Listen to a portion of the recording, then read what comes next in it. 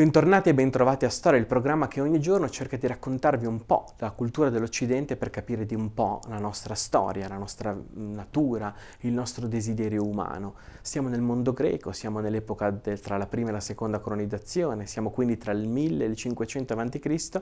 e siamo nell'epoca in cui si sviluppa la poesia lirica, in particolare la poesia giambica, che è caratteristica ed è importante perché è fondata sull'aggressività, un'aggressività che è un invito potente a togliersi, a distogliere se stessi da quelli che sono i malanimi della vita, i dolori dell'esistenza.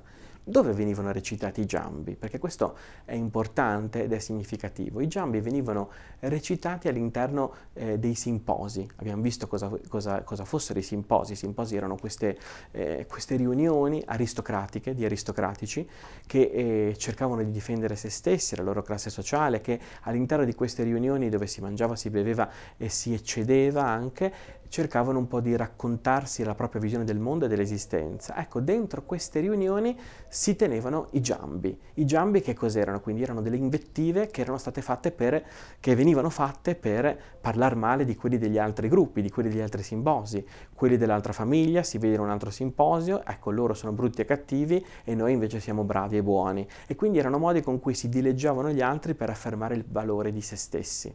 Molto interessante perché questo non era semplicemente circoscritto alla famiglia, ma spesso e volentieri si ampliava alla città e quindi molte volte noi assistiamo a delle poesie, a delle liriche interessantissime scritte da dei poeti che sembra che ci parlino della loro rivalità personale con un'altra persona, ma in realtà ci stanno parlando della rivalità della propria famiglia, del proprio simposio, del proprio mondo culturale della propria città verso un'altra famiglia, un altro simposio, verso un altro mondo culturale, un'altra città. Quindi erano elementi che cercavano di giustificare la divisione. Vedete perché siamo divisi? Vedete perché siamo in guerra? Vedete perché ci contrapponiamo? Perché loro sono così e noi siamo così. E quindi era il tentativo di fare una polemica ricercata per giustificare se stessi e per spronare se stessi a non arrendersi di fronte al malanimo della vita.